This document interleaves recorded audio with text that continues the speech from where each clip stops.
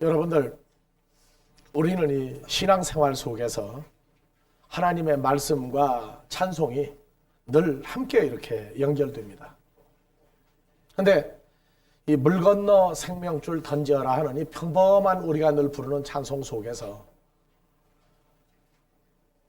지금 우리 자신의 위치를 한번 생각을 해봐야 됩니다. 이 하나님의 말씀이 없어서 이 세대가 갈급하고 이 세대가 방황하고 그러는 게 아니에요. 하나님 말씀은 존재합니다. 근데 문제는 각자 자신에게 부딪혀 오는 하나님의 능력의 역사가 과연 어디까지냐 하는 것입니다. 지금 우리는 이 형제라고 하는 개념이 지금 완전히 바뀌어져 있지 않습니다. 예수님이 공생애에 복음을 증거하면서 가장 문제거리가 뭐였느냐 하면 형제, 자매와 부모를 어떻게 규정하느냐 하는 문제였어요. 마가복음 12장 50절 가면은요, 하나님의 뜻대로 하는 자라야 내 형제다 그렇게 얘기했습니다. 마가복음 12장 50절.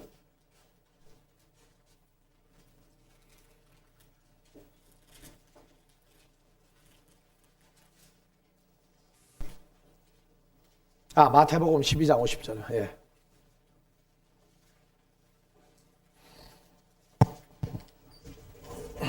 자, 46절부터 한번 보겠습니다. 예수께서 무리에게 말씀하실 때 그 모친과 동생들이 예수께 말하려고 밖에 섰더니 한 사람이 예수께 여짜오되 보소서 당신의 모친과 동생들이 당신께 말하려고 밖에 섰나이다 하니 말하던 사람에게 대답하여 가라사대 누가 내 모친이며 내 동생들이냐 하시고 손을 내밀어 제자들을 가리켜 가라사대 나의 모친과 나의 동생들을 보라. 누구든지 하늘에 계신 내 아버지의 뜻대로 하는 자가 내 형제요 자매요 모친이라 하시더라. 예. 그리고 나서 이제 마태복음 13장 이 씨 뿌리는 비유를 증거합니다. 오늘 지금 물 건너 생명줄 던지어라 하는 이 찬송을 부를 때 세상의 육신의 형제를 잃어버린 사람은 이 찬송을 부를 때마다 잃어버린 내 형제를 어디서 어떻게 만날 것인가? 그동안 헤어진 지가 몇 년인데 어떻게 변했을까? 얼마나 고생했을까? 하면서 이 동일한 찬송도 먼저 육신의 형제를 생각하는 사람은 눈물 없이 부를 수 없는 찬송들입니다. 우리가 지금 신앙생활 하면서 고린도전서 1장의 전도의 미련한 방법을 써서 사람을 찾아라 하는 것은 물론 집안의 한 사람이 변화를 받아서 내 세상에 속한 혈과 육에서 하나님 앞에 나오는 형제도 필요합니다. 그러나 아직 우리는 하나님의 말씀을 통해서 하나님 앞에 나와야 될 그러한 우리의 형제요 자매요 모친이요 애비 된 자를 우리는 새롭게 찾아야 합니다. 성령의 감동하심과 내주하심의 충만함이 아버지 하나님과 우리 주를 통한 뜻이 같이 연결된다면 먼저 나 자신의 주님이 나를 형제라 부르신 그 사건, 그리고 우리가 왜 지금 이 세대의 예수를 믿어야 하며 왜 이 성경을 공부해야 되느냐 하는 이러한 그 근본적인 문제들, 한글 성경 가지고 안 되니까 영어 성경 가지고 안 되니까 헬라어나 히브리어 성경까지 올라가자. 지식의 자람은 있을 수 있습니다. 귀를 크게 하고 사람을 지적으로 성장하는 건 할 수 있어요. 그건 사람도 할 수 있는 일입니다. 근데 예수님의 공생애에 가장 큰 문제가 뭐냐 하면 마리아를 통해서 한 배를 통해서 나온 그 형제 자매들이 예수를 믿지 아니하는 사건이었습니다. 그래서 예수님을 만나려고 오는 그 배경을 보면은 그 당시에 메시아를 기다리고 있는 유대인들이 예수를 보고 미쳤다 하고 잘못됐다고 하는 그 말 때문에 예수를 찾으러 와서 말리려고 오는 과정들입니다. 대부분. 우리는 육신의 형제에 대한 가치성을 배우고 확정할 때까지도 어렸을 때에는 형제인지 자매인지 관심이 없어요. 그 손에 있는 거 빼앗고 싸우고 앉으려고 하고, 그러다가 점점 크면서 내가 형인데 동생을 그럴 수 있느냐, 이 사람이 내 형인데 내가 동생이 돼서 그럴 수 있느냐, 야 이건 누나인데 그럴 수 있느냐.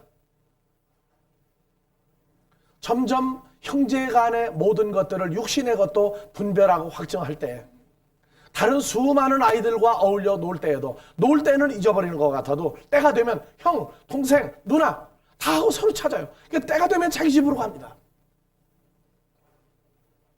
그래서 철이 들고 나이가 들어서 피는 물보다 진하다 하는 얘기를 우리가 합니다. 그래서 한 형제나 자매를 잊어버리면 평생에 몇십 년 지나고, 아니 이산가족 북쪽에 있고 남쪽에 있는데도 그 형제와 자매를 생각하고 나 기른 어머니 아버지를 생각하고 눈물을 흘리고 웃는 자리에 가서도 다른 형제들이 자매들이 화목한 걸 보면서도 기억을 하고 운다고 말이에요. 우리가 예수의 이름으로 모든 것들을 다 해갈지라도 마태복음 15장에 너희가 입으로만 주여 주여 하는구나, 마음으로 나를 주라고 부르는 그 마음이 너희 마음에 왜 없느냐, 그 얘기예요. 왜 없느냐.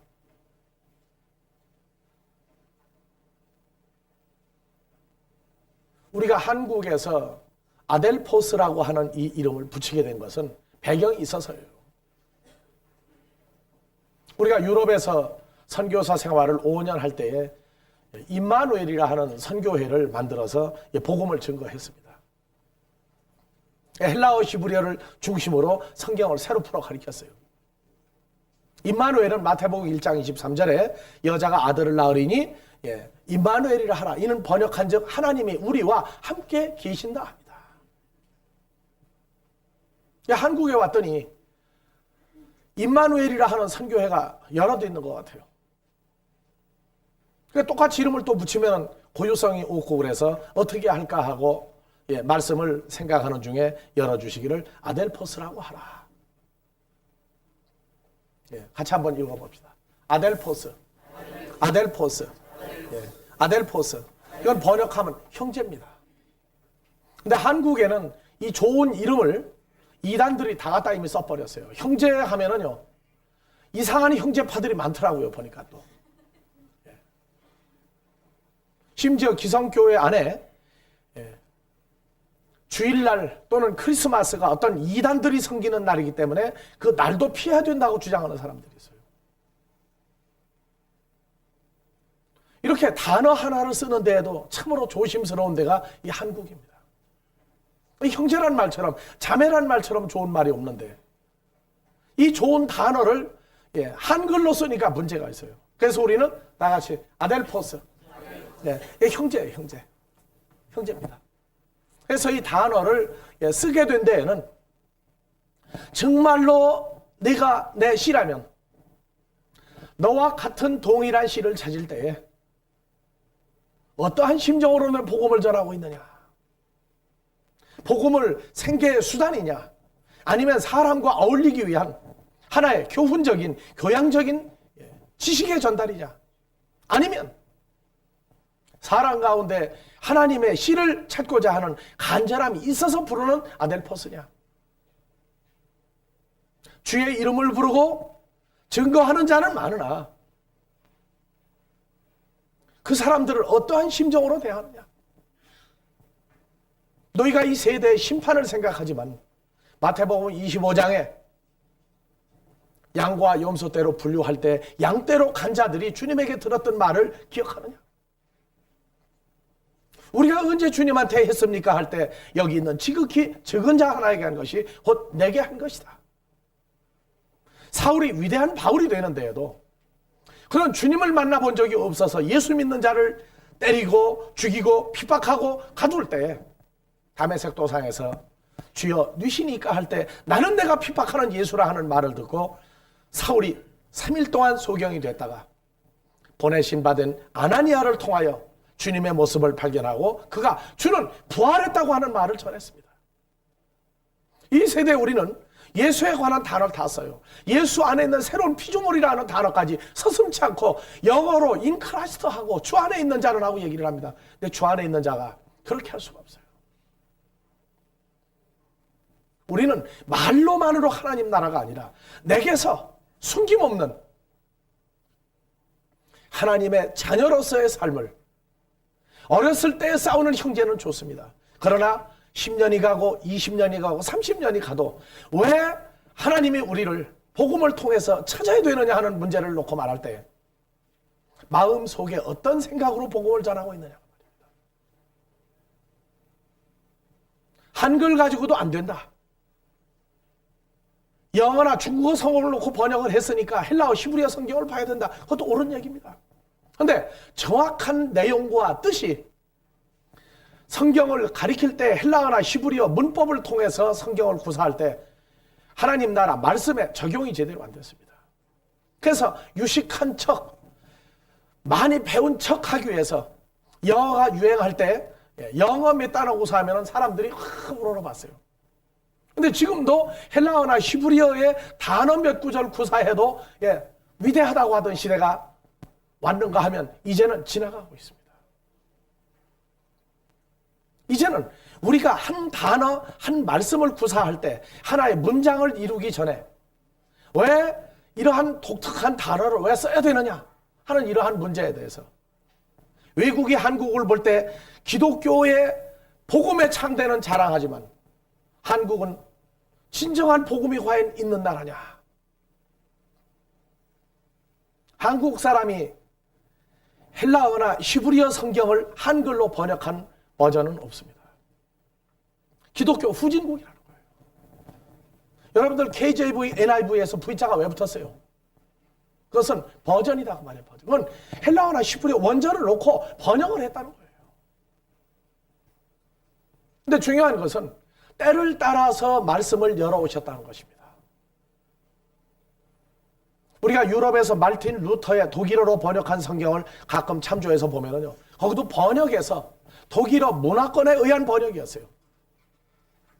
KJV 성경이 그렇게 위대한가 했는데 앵글로색슨족에 그들의 문화권이 그대로 도입되어 있는 성경이었어요. 일본어 성경은 일본어 문화권, 한국 문화권은 이건 튀기라고 그래요. 튀기. 단어는 다 갖다 썼는데 한국화시키자, 민족 복음화하자. 하나님 나라는 어느 나라, 어느 민족에게도 구애받는 하나님이 아니에요. 인간을 만드신 분이 하나님의 문화권에 적용되게끔 우리가 변화가 돼야지. 중국 문화권과 미국의 문화권, 영국의 문화권이 혼합된 그러한 문화권 가지고 하나님 나라의 천국 문화권은 나오지를 않습니다. 우리가 물 건너 생명줄 건져라, 저 형제 보라 하는데 그 형제가 어디 있느냐 말이에요. 이거는 하나님의 생명의 말씀을 통해서 믿음은 들음에서 나며 들음은 그리스도의 생명의 말씀으로 다 흐레마타를 통해서 이루어지는 형제는 또 따로 나옵니다. 이러한 형제와 자매와 부자지간의 관계가 제대로 나오지 않으면 아버지가 목회를 하는데 아들이 예수를 제대로 믿지 않아도 아들이라고 그러는 건 세상 법의 아들로 명시해 줘야 됩니다. 하나님의 말씀에 입각해서 들음에서 난 그리스도의 말씀을 통한 아들이 또 나오지 않으면 그는 일단은 구별을 해야 됩니다. 그 정도로 몰인정하게 구별하지 않는다면 하나님의 나라는 사람의 속에, 사람의 생각 속에 묻혀서 혈과육으로 끝나버립니다. 인간의 의리와 인간의 도덕성에 기초한 것이 아니라 하나님의 사랑에 의한 도덕성에 기초해서 인간의 문화권이 나와야 되는 것이 이게 기독교 문화권인데 한국적인 문화권을 성경에다 도입을 하려고 한다고 말이에요.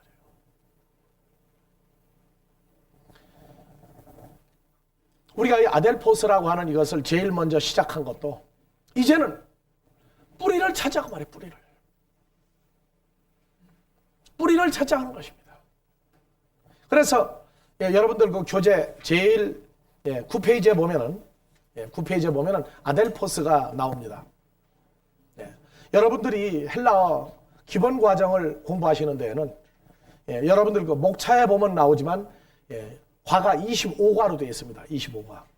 그래서 헬라어적인 개념 마태복음에서 계시록까지의 성경의 맥을 뚫는 가장 중요한 과정을 여러분들이 공부하게 되는 겁니다.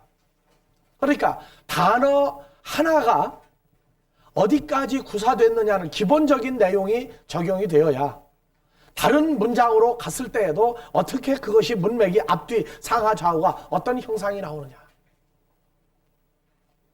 중요한 겁니다. 사람 하면은 여러분들은 사람 하면 여러 종류의 사람이 대번 나오죠. 한국 하면은 한국 사람 하면은 각 도적인 특성 있는 사람이 나오고 사람 하면은 5대양 6대주에 그 6대주에 흩어져 있는 각종 모든 사람이 다 생각이 납니다. 지금 현재 있는 사람이냐 100년 전이냐 200년 전이냐 1000년 전이냐 아니면 5000년 전이냐 그리고 현재 있는 사람을 통해 지금 잘하고 있느냐 또 나올 사람이냐 이 사람의 칼라와 그 때를 모든 것이 다 적용돼 나오듯이 성경도 지금 우리가 해야 될 이러한 내용들이 성경의 신약 성경이 헬라어를 가지고 공부하자 그러니까 아유 헬라어가 보통 어려운 게 아닌데요. 단어가 몇 단어인데요. 그랬더니 최소한도 몇만 단어는 되겠죠. 그 많은 걸 언제 공부하라는 게 아니에요. 헬라어가 몇 단어인지는요. 여러분들 지금 그 놔 있는 이 신약 콘코단스를 한번 봐보세요.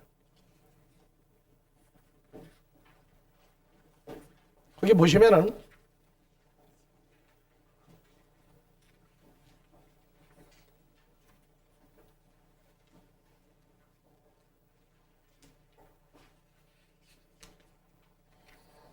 예, 1077페이지를 열어보세요. 제일 뒤에 1077페이지 사전에 1077페이지를 열어보면은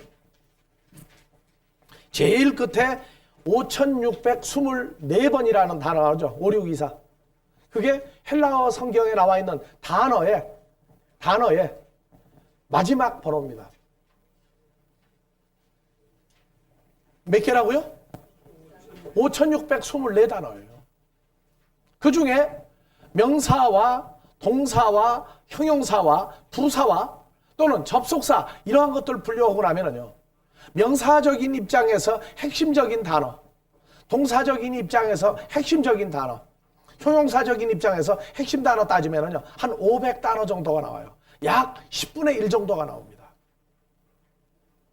그래서 한약국에서 약국을 지을 때 감초는 안 들어가는 데가 없다 그러죠.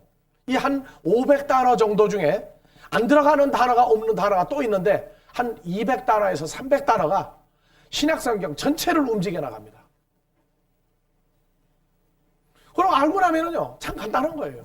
근데 문제는 사람이 교만하여 조금 배우고 나면 다 배웠다는 거예요. 다 배웠다. 아니에요. 이것이 문자에서 생명화되고 존재화돼서 나의 삶이 되고 이것이 다른 사람에게 본이 되어지도록 자라야 다 컸다 하는 것입니다. 이 본이 되어지지 않으면요 문자적으로 많이 아는데 지식을 가지고 자랑한다고 되는 게 아니에요.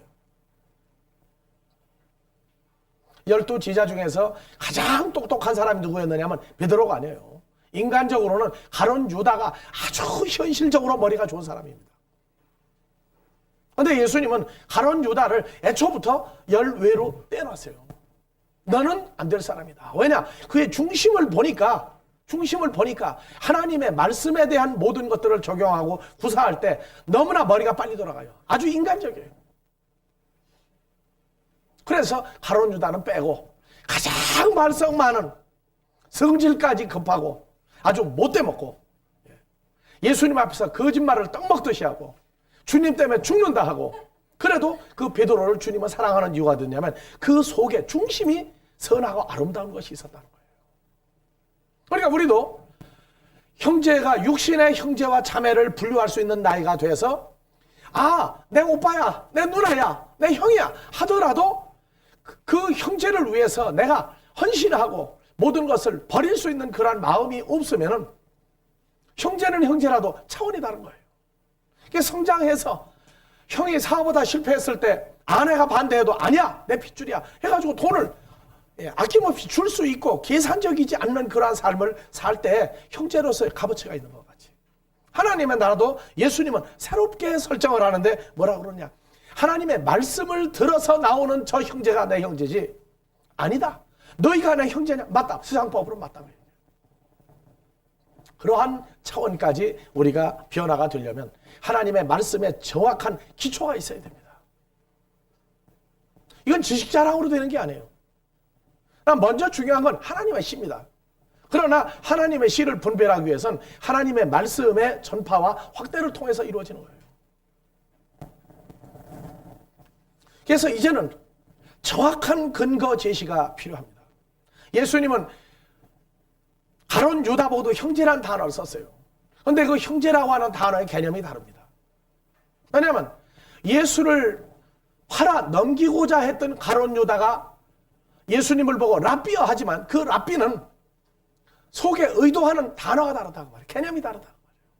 그래서 그 개념 정리를 하는데 이제는 형제라고 하는 이 아델포스도 또 나눠야 된다는 겁니다. 어떤 사람 왜 나누느냐 그래요. 왜 나누냐. 합치지. 합치는 건 합쳐져요. 근데 나눈 다음에 합쳐지는 거예요. 여러분들 나가서 예수를 믿어라 하는 말이 나누는 겁니까? 합치는 겁니까? 믿으면 천국이 아니면 불신 지옥이라고 그러죠. 예수를 믿어라 하는 것부터 사람을 나누는 거예요. 그 다음에 예수를 믿어라 해서 들어온 사람 가운데 또 나눈 거였어요.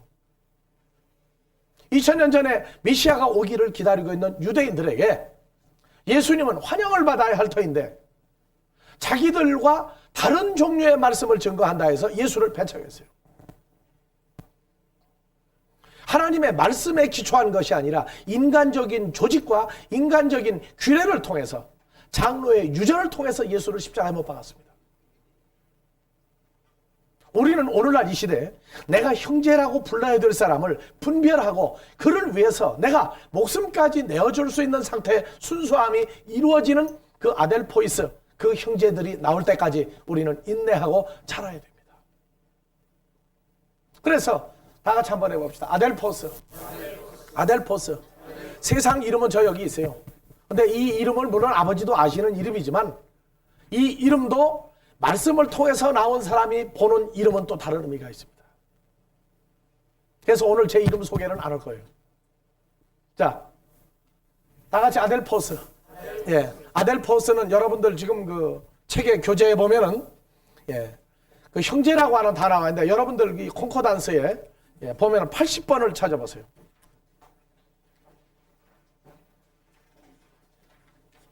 80번 113페이지에 있습니다. 113페이지에.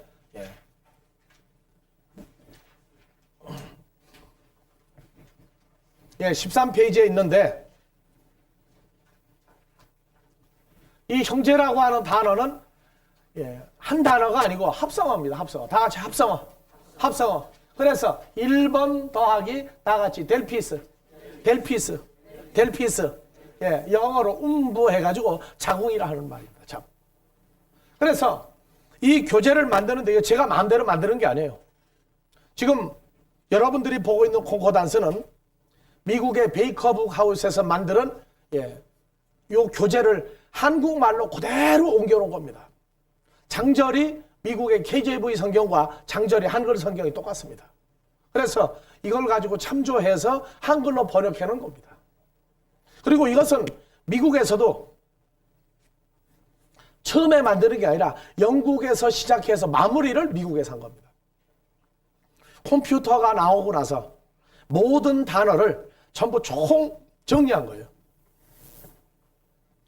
그래서 지금 여기 나오는 델피스는 다 같이 1번 델피스 합성어죠? 그럼 저 델피스라는 것은 사전에 찾으면 안 나와요. 안 나오는데 이제 어디를 찾느냐 하면은 요 스트롱이라고 있어요. 다 같이 스트롱. 스트롱. 사람 이름이에요. 그래서 헬라어나 히브리어 단어를 또 다시 이렇게 찾은 게 나옵니다. 스트롱 한번 비춰봐요. 여기는 단어가 형제하고 하나만 나오죠? 근데 여기 봐보세요. 다 같이 아델포스 80번 똑같죠? 콩콜단스하고 남바가 똑같아요. 그래서 1, 연결 불변사로서 델피스는 자궁에서 유래했다. 문자적으로 또는 상징적으로 가깝든지 멀든지, 예, 그 다음 페이지 보셔봐요. 멀든지 뭐다? 형제다, 형제. 그래서 이렇게 그 사전의 개념을 정리하는 것은 조금만 배우면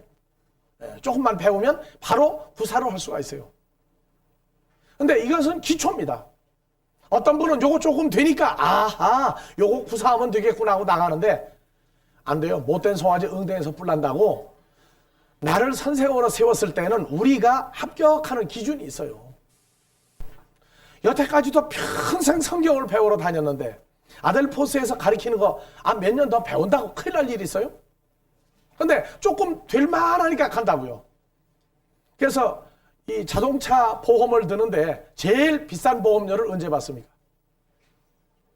운전면허 따가지고 헐만하다 할 때 최고로 많이 받아요. 왜냐? 사고가 그때 제일 많이 나요. 제일 많이 난다고. 이 한국의 고속도로는 아직도 사정이 엉망인데 미국의 고속도로는 너무 속도 제한을 해가지고 또 재미가 없어요. 미국의 고속도로도 시속 110km 넘으면은 그냥 엥 하고 와요. 근데 유럽의 독일을 중심으로 한 고속도로는요, 내 차 달리고 싶은 대로 달려요. 시속 200km를 놓고, 예, 미국의 포드에서 나온 그라나다를 타고 1시간을 달리는데, 얼마나 교통질서가 잘 돼 있는지, 앞에 가는 차가 속도가 느리다. 이 뒤에 비치는 백미러를 보고 내 차가 빨리 가면은요, 미리가 아무튼 먼저 들어가죠. 2차선으로 피해줘요. 한국의 고속도로는 가다가 빨리 가야 되겠는데, 내가 전주에 7개월을 가서 이 세미나를 했는데 시간 때문에 빨리 가야 되겠는데 1차선을 시속 110km로 탁 가는 거예요. 그래가지고 뒤에서 빨리 가자고 했더니 가다가 갑자기 브레이크를 밟는 거예요. 한 번도 아니고 두 번, 세 번을 그 짓을 해요. 그래서 내가 추월해가지고 앞으로 가면은 또 추월해가지고 내 앞으로 또 와요. 안 갚음하잖아요. 안 갚음하자. 그럴 때 참 내가 참아야 되겠구나. 주님 주신 사랑 위대하도다. 그리고 참아요. 예. 성경을 공부할 때 이제 사랑은 오래 참고를 배우세요. 오래 참고를 배우세요. 인간이 변화가 되지 않는 성경 강해는 다른 사람까지 죽입니다. 내가 주와 같은 그리스도의 마음으로 변화가 되지 않으면 모든 성경 가르침은 인간이나 유익하게 하는 것이지 하나님 앞에서 칭찬받을 일이 없습니다. 여러분들이요, 세상에서 가장 속여도 모르는 게 사람의 말입니다. 그런데 하나님은 속일 수 없습니다. 우리 중심을 보시는 분이에요. 그래서 하나님이 보시기에 주님의 마음과 같은 뜨거움이 있을 때, 오늘 물 건너 생명줄 던져라 할 때 그 형제라는 단어가 하나 나오면 아직도 찾아야 될 지구상의 수많은 형제들, 그것까지 넓게 생각을 하면서 주님이 목숨까지 던져 찾고자 했던 마지막 한 사람까지 동일한 심정이 되어서 우리는 그 찬송을 부를 수 있고, 나가 복음을 증거할 때에도 사람이 뭐라고 그러든지 주를 보내신 아버지의 간절한 심정이 동일할 때, 그때 복음도 진정한 복음이 될 것입니다. 자, 봅시다. 그래서 헬라어에서 1번 스트롱을 찾아봐요.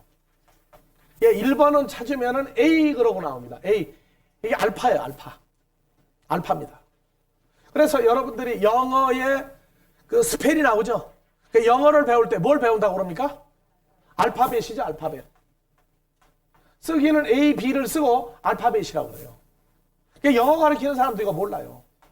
이 알파는 헬라어의 알파입니다. 헬라어의 시작이 A죠, A. 발음이 알파예요.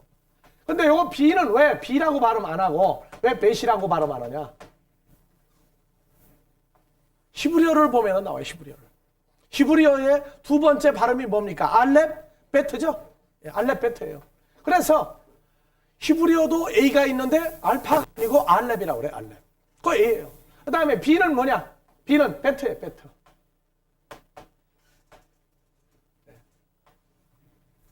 그래서 이 B 발음을 히브리어에서는 베트 이렇게 씁니다. 이게 집이란 말이에요, 집. 그래서 히브리어에서 베트, 헬라어 알파, 그리고 그 다음에 영어 A. 그래서 영어 스펠이 시작돼요. 그러니까 영어는 어디서 왔느냐? 히브리어에서 헬라어로, 헬라어에서 영어로 바뀌었다고 말해요. 그러니까 독일어도 알파벳은 여전히 그 스펠이 알파벳입니다. 똑같이.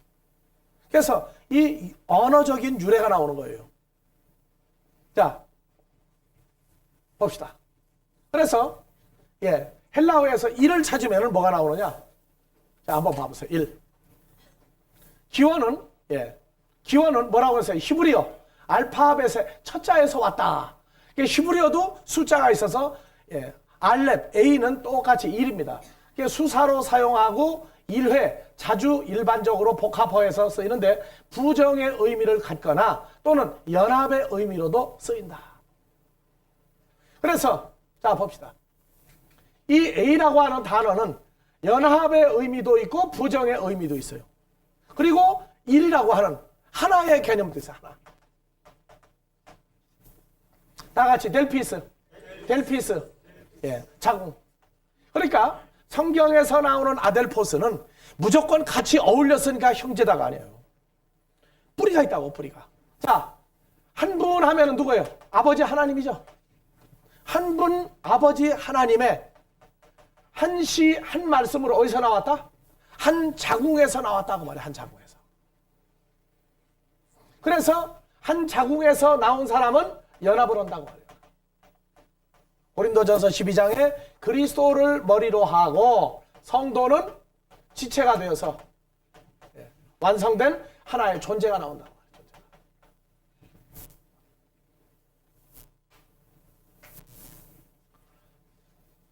한국에서 아델포스라고 하는 이름을 주었을 때에는 아버지께서 자녀들을 향하는 그 간절한 마음이 이 한 단어에 들어있구나.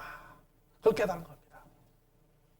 그래서 이건 집안 식구가 한꺼번에 나왔다고 하는 그 형제 개념이 아니라 말씀을 통해서 한 하나님을 통해서 한 생명을 통해서 한 씨를 통해서 한 사람을 통해서 나온 연합된 사람들이다. 그런 개념에서 나왔어요. 다 같이 알파, 델피스 합쳐서 다 같이 아델포스. 요거는 번호로 따지면 몇 번이냐면은 순서로 따지면 80번이에요. 80번. 80번입니다. 자, 형제라고 할 때 이제는 우리가 성장을 해야 돼요. 여러분들 성경에서 오늘날 원죄, 자범죄, 고범죄 그 세 가지만 가지고 따지는데 성경에서 죄인 되는 비결이 있으니 야고보서 1장에서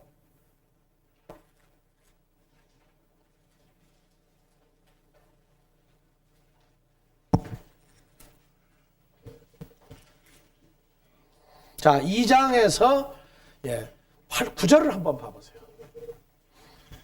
만일 너희가 외모로 사람을 취하면 죄를 짓는 것이니 다 같이요.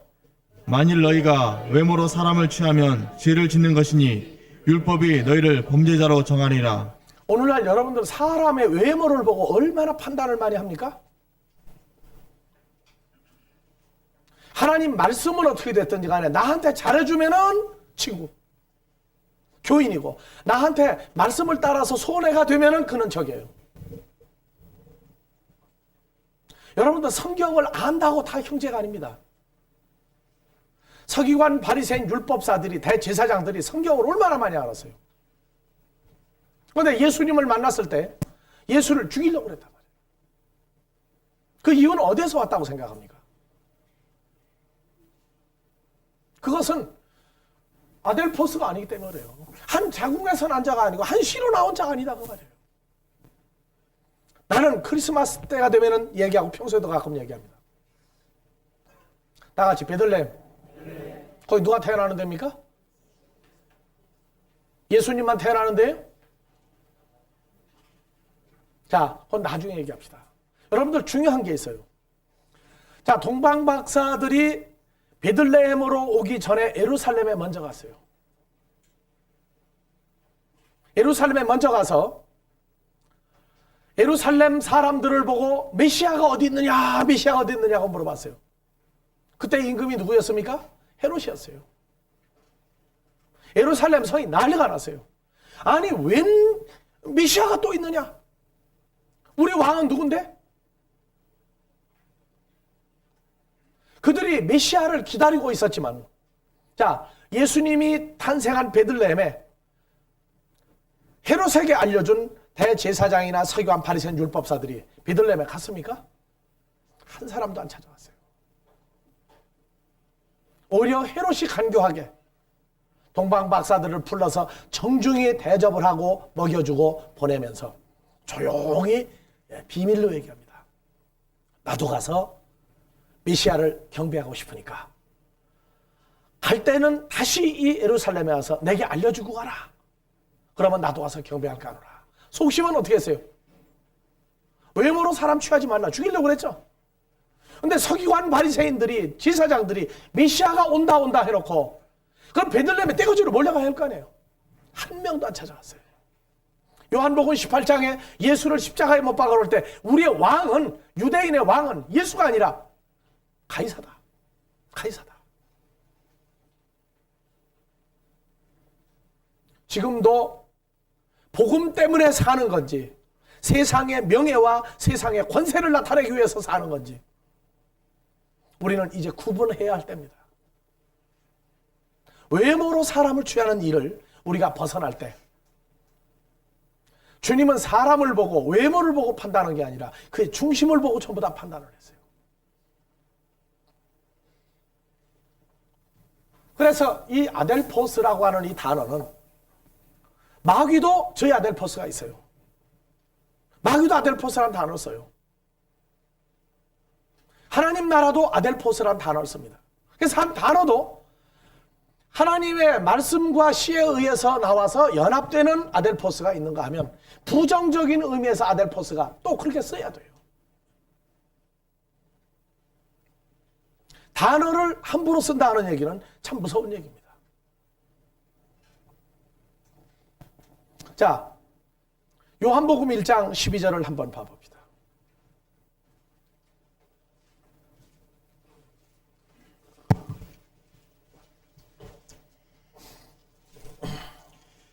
영접하는 자, 곧 그 이름을 믿는 자들에게는 하나님의 자녀가 되는 권세를 자, 주셨으니. 오늘날 한번 다 같이 더 읽읍시다. 영접하다. 영접하는 자, 예, 헬라어에서 람바노죠? 예, 영접하다. 영접하면 뭐가 됩니까? 하나님의 자녀가 되는. 자녀가 돼요. 자녀가. 그런데 이 영접이라는 문제를 놓고 이게 퀘션 마크예요. 어떻게 영접할 수 있느냐? 그래서 장로교와 감리교가 갈라졌어요. 또. 장로교는 예정설이에요. 영접하게 되어 있는 사람은 영접한다예요. 감리교는 만민구원설이야. 누구든지 영접하면 된다는 거예요. 그럼 결론은 영접은 같은 거죠, 결과적으로. 나눌 필요가 없는 거예요. 결론은 같으니까.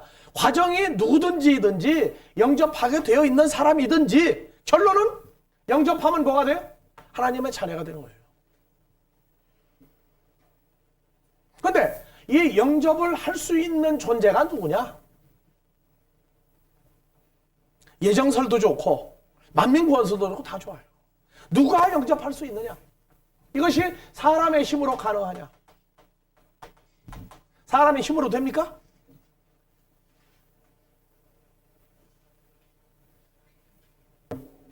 빌리그레암 목사님은 전 세계를 다니면서 복음을 증거하는 아주 위대한 일을 합니다.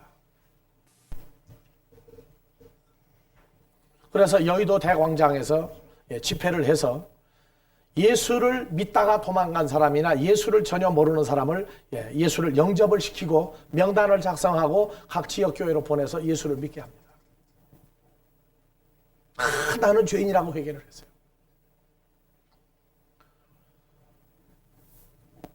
나중에 보면 몇 명이나 나오느냐? 그게 참 문제거리예요. 그런데 몇 명이냐의 숫자적인 의미가 아니라 단 한 명이라도 진짜만 찾으면 그거는 위대한 겁니다.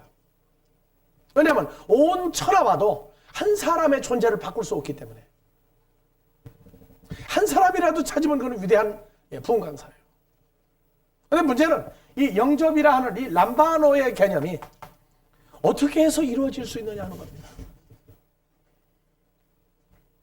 여기서 인본주의적이냐 신본주의적이냐 조직신학적인 얘기가 나와요. 근데 인본이다 신본 떠나자고요. 골치 아프게. 그러지 말고 요한 1서에서 사랑을 할 때 너희가 하나님을 먼저 사랑한 게 아니라 내가 너희를 먼저 사랑했다고 그래요. 요한복음 15장 16절을 한번 가보세요.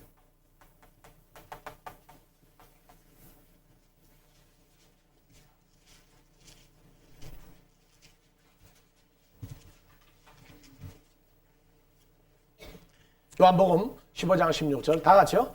너희가 나를 택한 것이 아니요 내가 너희를 택하여 세웠나니 이는 너희로 가서 가시를 맺게 하고 예, 됐어요. 다시 한번 그 앞부분.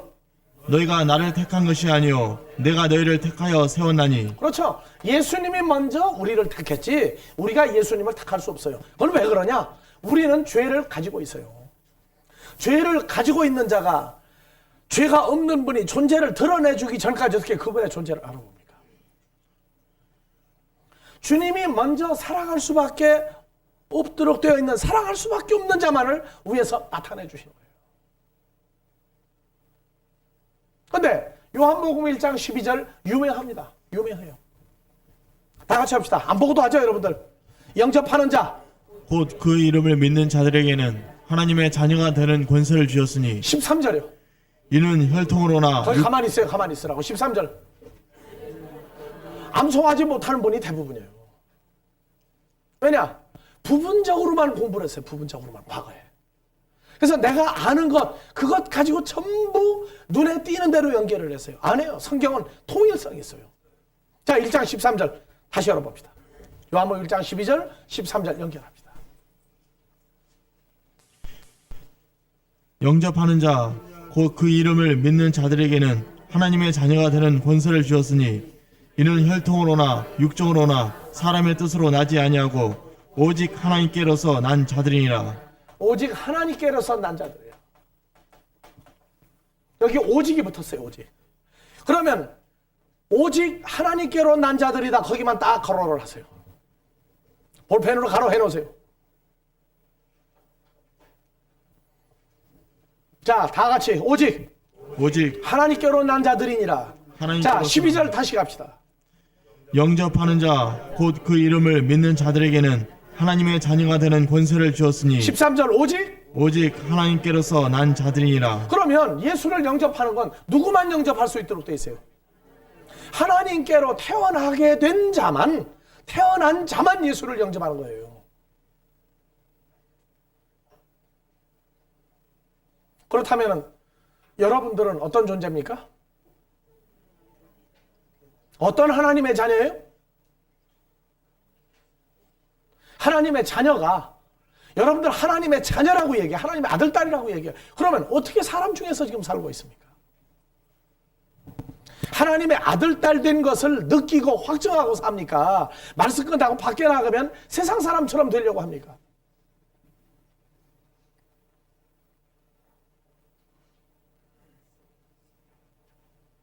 나는 수많은 원어를 가르치는 사람들을 만나봤어요. 유럽에서도 원어를 공부해가지고 공산권에 가서 복음을 전하는 사람도 만나봤어요.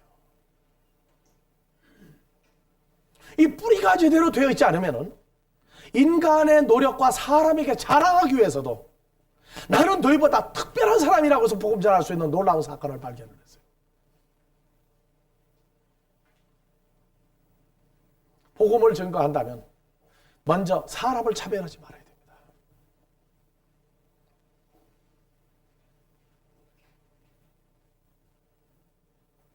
주님은 사람 차별을 안 했어요. 단 하나님의 신이냐 아니냐를 놓고 하나님의 신은 차별을 안 했어요. 근데 하나님의 신을 구분하지 못하는 자가 사람을 먼저 구분하려고 한단 말이에요. 오늘날 한국 교회뿐이 아니라 외국 교회도 거의 대부분이 그래요. 주일학교에서 부르는 찬송 한번 해봅시다. 다 같이요. 돈으로도 못 가요. 하나님 나라. 2절.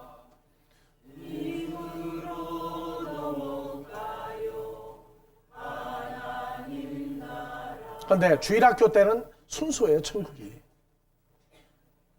나이를 점점 먹으면서 하나님 나라는 누구만 가는 것 같습니까?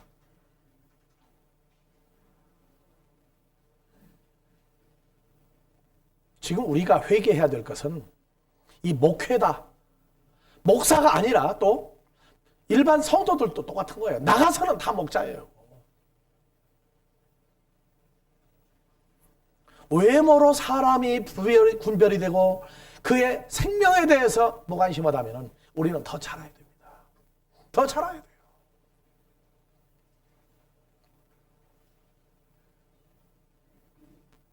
형제와 자매와 부모를 잃어버린 사람은 죽기 전에 소원이 다 만나는 겁니다.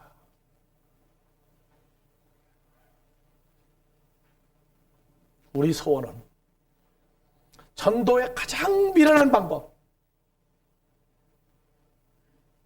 나는 그런 얘기를 들었어요. 어떤 사람이 그래요. 하나님이 능력이 없어가지고 하늘에서 소리 한 번만 질러봐라고 얘기해요. 그러면 다 오지 않겠느냐. 근데 왜 뭐로 전도를 그렇게 시키느냐. 하나님 되게 능력 없는 분 아니냐. 근데 고린도전서 1장에 사람의 가장 지혜 있는 것이 하나님의 가장 미련한 것보다 미련하다. 그리고 나서 뭐냐? 전도에 미련한 방법을 썼다.